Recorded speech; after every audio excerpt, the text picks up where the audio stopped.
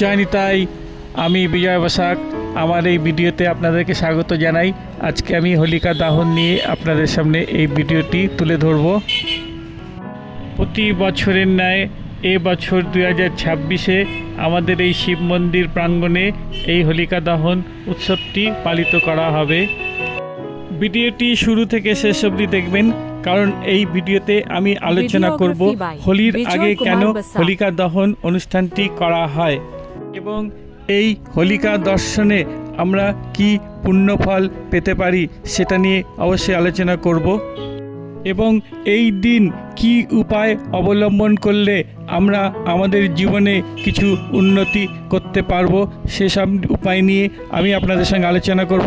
তাই ভিডিওটি শুরু থেকে শেষ অবধি অবশ্যই দেখুন। হোলিকা দহন হিন্দু ধর্মের একটি গুরুত্বপূর্ণ উৎসব, যা হোলি উৎসবের আগের দিন পালন করা হয়। এটি মূলত অশুভ শক্তির বিনাশ এবং শুভ শক্তির জয়কে উদযাপন করে। হোলিকা দহনের কাহিনী প্রহ্লাদ ও তার পিসি হোলিকার গল্পের সাথে জড়িত। প্রহ্লাদ ছিলেন ভগবান বিষ্ণুর পরম ভক্ত, কিন্তু তার বাবা হিরণ্যকশিপু বিষ্ণু বিরোধী ছিলেন। হিরণ্যকশিপু তার বোনকে হোলিকা প্রহ্লাদকে আগুনে নিক্ষেপ করতে বলেন, কিন্তু হোলিকা নিজেই আগুনে পুড়ে যায় এবং প্রহ্লাদ বেঁচে যায়। এই ঘটনাটি অশুভের উপর শুভের জয়কে প্রতীকী করে। হোলিকা দহনের সময় লোকেরা আগুন জ্বালিয়ে হোলিকার কুশপুত্তলিকা দাহ করে এবং অশুভ শক্তির বিনাশ কামনা করে।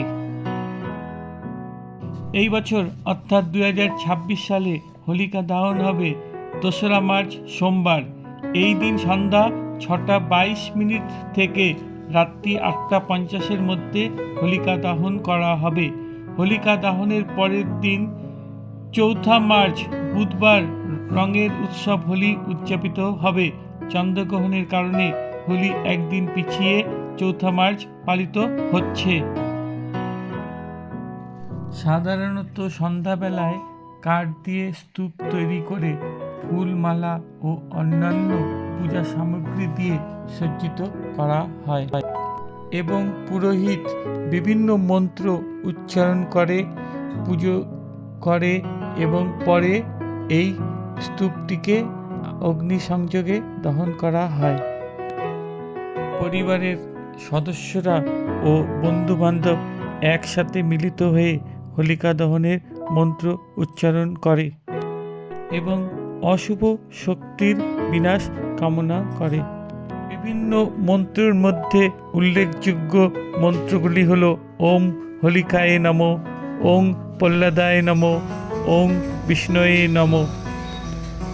হোলিকা দহনের সময় জ্বলন্ত অগ্নিতে চন্দন কাঠ নিক্ষেপ করা হয়। গৃহকলশ দূর হয় এবং সুখ সমৃদ্ধি বৃদ্ধি পায়। হবন সামগ্রী নিক্ষেপ করলে ভগবানের কৃপা এবং অর্থের অভাব হয় না। কালো তিল বাস্তুদোষ এবং নজরদোষ দূর করে। গোবরের ঘুঁটে গৃহের সমস্ত নেগেটিভ এনার্জি দূর হয়। কর্পূর, পান পাতা এবং লবঙ্গ নিক্ষেপ করলে ঘরের কোনো সদস্য অসুস্থ থাকলে দ্রুত আরোগ্য লাভ করে। তাই হোলিকা দহনের সময় এই সামগ্রীগুলি অবশ্যই নিক্ষেপ করবেন। হোলিকা দহনের পরিক্রমা করা উচিত এবং কামনা করা হয় যেন অশুভ শক্তির বিনাশ হয়। জয় প্রহ্লাদ মহারাজ কি জয়, জয় প্রহ্লাদ মহারাজ কি জয়, জয় প্রহ্লাদ মহারাজ কি জয়।